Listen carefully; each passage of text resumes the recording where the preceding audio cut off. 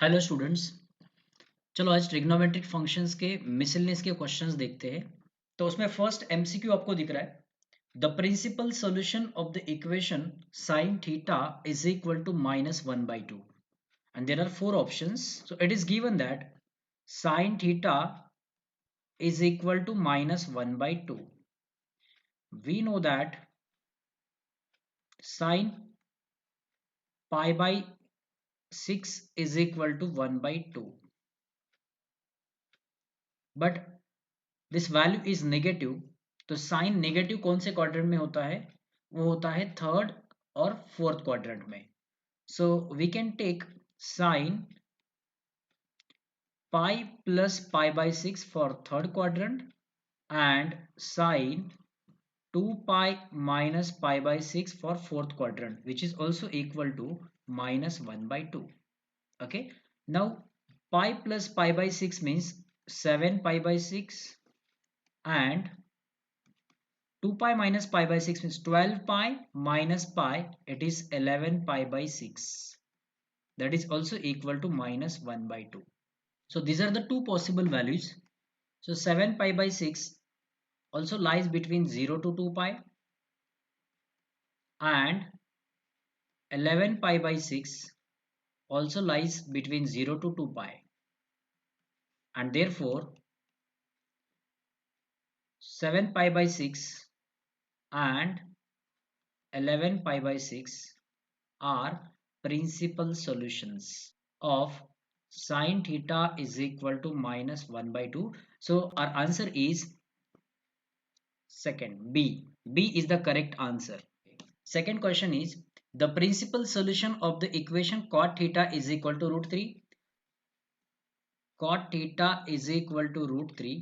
So it can be written as tan theta is equal to 1 by √3. Okay. Now we know that tan pi by 6 is equal to 1 by √3. But tan is also positive in third quadrant. So we can say that tan pi by 6 is equal to tan. In third quadrant, we'll take pi plus pi by 6. It is also equal to 1 by √3. Now tan pi by 6 is equal to tan. This pi plus pi by 6 means 7 pi by 6. So these are the possible values.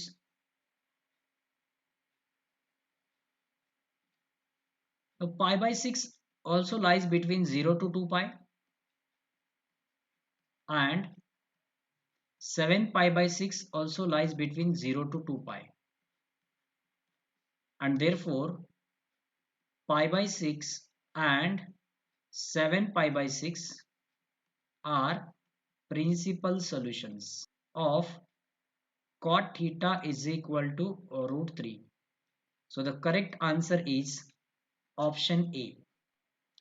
Now third question is the general solution of sec x is equal to √2 is sec x is equal to √2. It can be written as cos x is equal to 1 by √2. Now we have to find general solution. So we know that if cos theta is equal to cos alpha, then general solution is theta is equal to 2n pi plus minus alpha. Okay. Now here cos x is equal to 1 by √2. So we know that cos pi by 4 is equal to 1 by √2. So we can write cos x is equal to, in place of 1 by √2, we can write cos pi by 4. Now compare this equation with this equation. Cos theta is equal to cos alpha and cos x is equal to cos pi by 4. The general solution of this equation will be x is equal to 2n pi plus minus alpha. But in place of alpha, there is pi by 4. So we can write pi by 4 where n belongs to integer. So correct answer is option A. Fourth question is cos p theta is equal to cos q theta. Then we have to find theta is equal to what? So we know that if cos theta is equal to cos alpha, then general solution is theta is equal to 2n pi plus minus alpha,